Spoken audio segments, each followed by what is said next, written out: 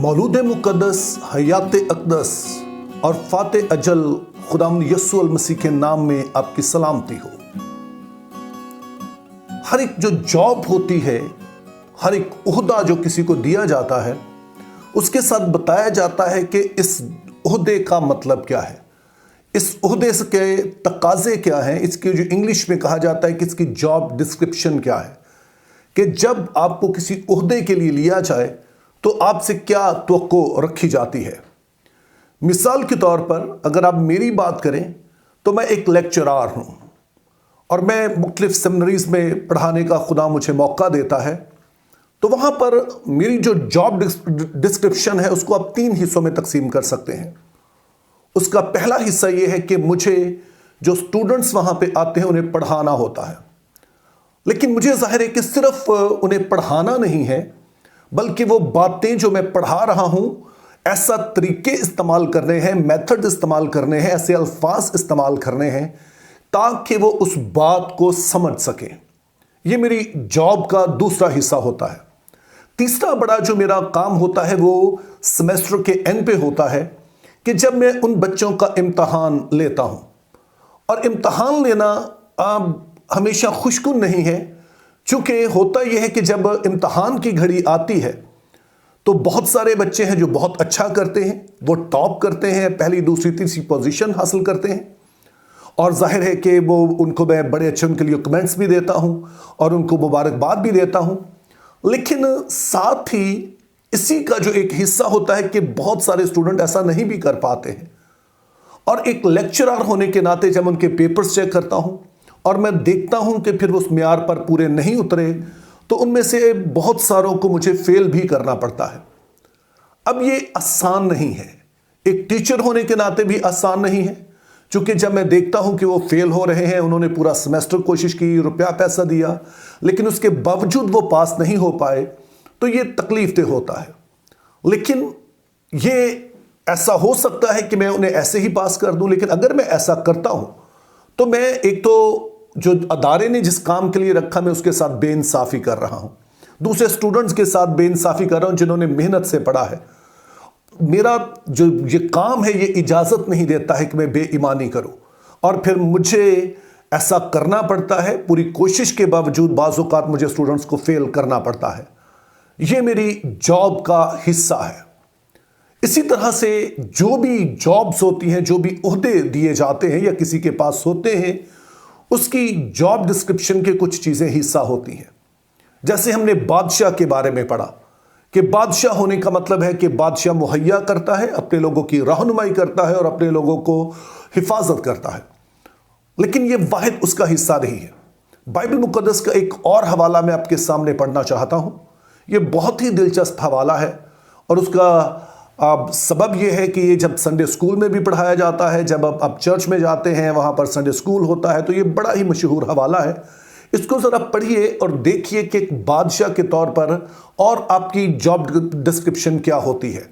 तो आइए इस हवाले को पढ़ते हैं। इस हवाले का जिक्र हमें सलातीन की पहली किताब और उसका 3रा बाब है, उसमें हमें मिलता है। तो आइए इस हवाले को पढ़ते हैं। जिबाउन में खुदावंद रात के वक्त सुलेमान को ख्वाब में दिखाई दिया और खुदा ने कहा, मांग, मैं तुझे क्या दूं। सुलेमान ने कहा, तूने अपने खादम मेरे बाप दाऊद पर बड़ा एहसान किया और तूने उसे एक बेटा इनायत किया जो उसके तख्त पर बैठे जैसे आज के दिन है। और अब ऐ खुदामंद मेरे खुदा, तूने अपने खादम को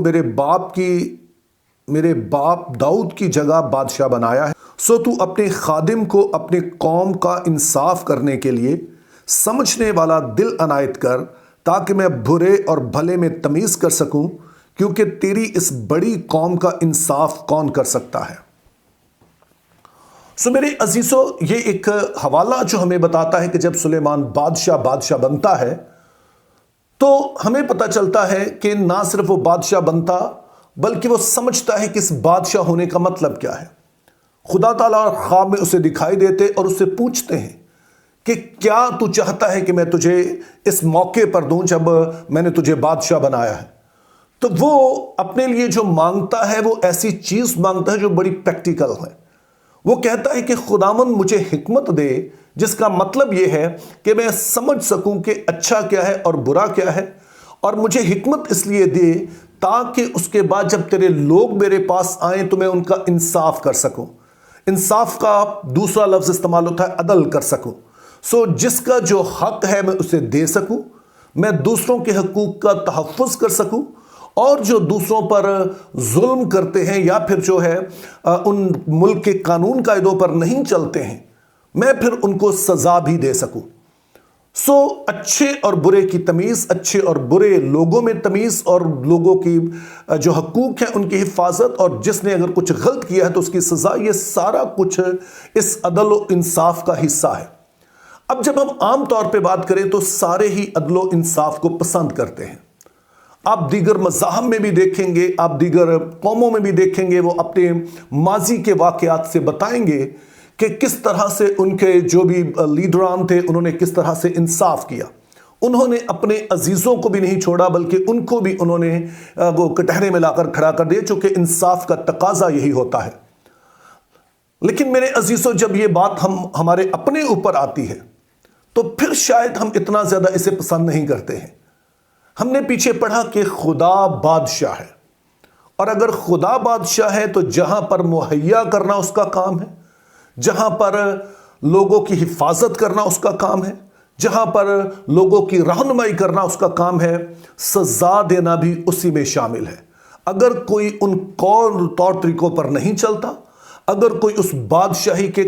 طور طریقے جو ہیں ان کے خلاف ہی چلتا ہے، اگر وہ اس کو نقصان ہی پہنچاتا ہے، اگر وہ دوسروں کو نقصان پہنچاتا ہے، اگر وہ بغاوت کی زندگی بسر کرتا ہے، تو پھر ہم نے یہ سمجھنا ہے کہ خدا بادشاہ ہے، اور بادشاہ تو وہ رہے گا، اسے ہٹایا نہیں جا سکتا ہے۔ ہم فیصلہ کر سکتے ہیں کہ ہم اس کے ان قاعدوں کو مانیں گے یا نہیں، ہم اسے بادشاہ مانیں گے کہ نہیں، لیکن اسے نہیں ہٹا سکتے۔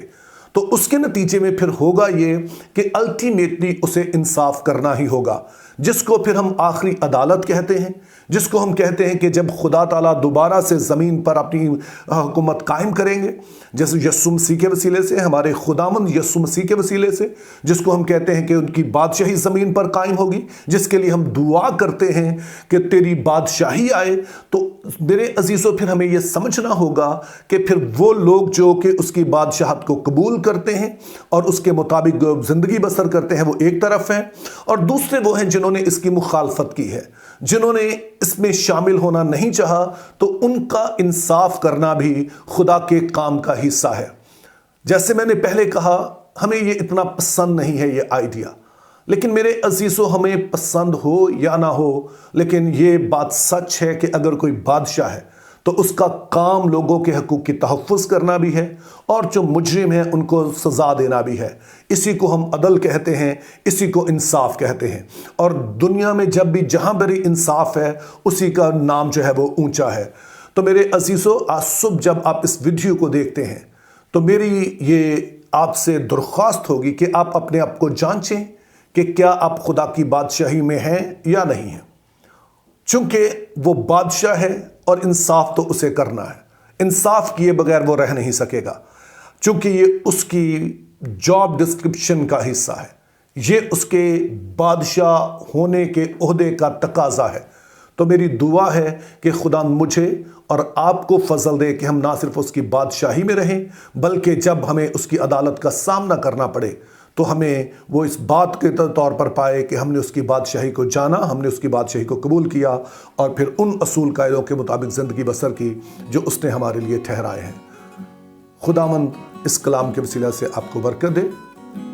Think biblically, live purposefully, have a good day.